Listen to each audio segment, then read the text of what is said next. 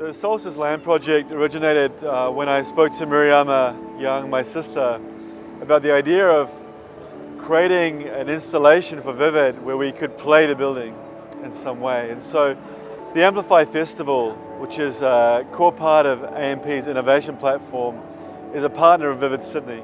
For this year's Amplify, we wanted to create something really special. And we partnered with Sydney University in a really unique way where we're combining the light, the music and the technology to create an interactive experience to transform what is an everyday space into an extraordinary experience. The symbol for Amplify 2013 is the origami crane, which represents transformation. So working with the Solstice LAMP team, we've woven that motif of the origami crane into our installation. And as you know, as you can see, the crane is a key part of the design of this unique installation. We created Solstice LAMP with this idea of augmenting the urban space, like an everyday space, and turning that into a playful place through using technologies.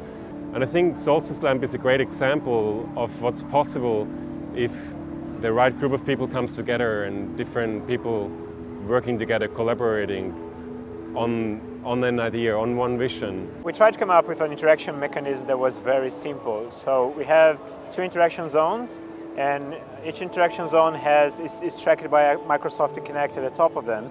So essentially what happens is when people enter the space, they are tracked from above, and we get this image from them from above, and then we project back on them some blue blobs around them. So that's how they get all the shapes around them. And because they're being tracked, so as they move, all the shapes move with them. So you create that illusion that the people are controlling the shapes around them. So I would say that it was a very successful approach to the interaction mechanism because people are really picking it up really quickly. So it's been really popular with children. So we're definitely cracking the under 7-year-old target market.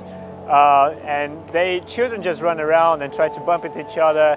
And I guess because they're very close to the lights on the floor, they're also paying very much attention to what's going on the floor. It's very interesting to watch. Adults, on the other hand, they go just bananas. They do very unexpected things in the public space. I got the idea for this form of interaction from watching my 3-year-old playing with a wind-up music box, in which the speed of playback is determined by the rate at which you move.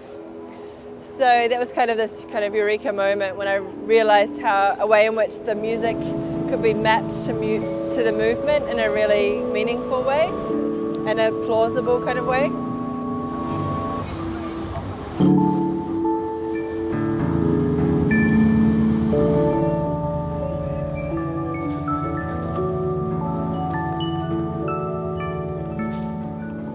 The interactive audio elements were basically focusing on the idea of musicifying an everyday interaction in the environment. So you're walking past a building and there's a musical experience that's taking place, but it's not just a pre-composed piece of music that you're listening to, and it's not just an instrument either. It's not just something that you're interacting with by playing it.